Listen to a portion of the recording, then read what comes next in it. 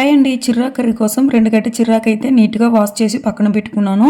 ఇప్పుడు ప్యాన్లకి తగినంత ఆయిల్, ఎండుమిర్చి, కట్ చేసి పెట్టుకున్న ఉల్లిపాయలు, కట్ చేసి పెట్టుకున్న టమాటాలు కూడా వేసుకొని ఒక 1 table spoon salt, 1/2 table spoon పసుపు కూడా వేసుకొని ఇవన్నీ కూడా బాగా మెత్తగా బాయిల్ అయిన తర్వాత ముందుగా క్లీన్ చేసి పెట్టుకున్న చిర్రాకును కూడా వేసుకొని అంతా కూడా ఒకసారి బాగా కలుపుకొని మూత అయితే పెట్టి ఒక 10 to 15 మినిట్స్ పాటు మీడియం ఫ్లేమ్లో అయితే బాయిల్ చేయండి. వాటర్ అనేది పోయాల్సిన అవసరం లేదండి. చిర్రాకు అనేది వాష్ చేసేటప్పుడు ఆ వాటర్ ఉంటుంది కాబట్టి సరిపోతుంది. ఇప్పుడు ఒక చిన్న నిమ్మకాయ సైజ్ చింతపండు కూడా వేసుకొని ఇవన్నీ కూడా బాగా బాయిల్ అయిన తర్వాత మెత్తగా ఎన్నిచ్చేసుకుని ఈ విధంగా పక్కన పెట్టండి.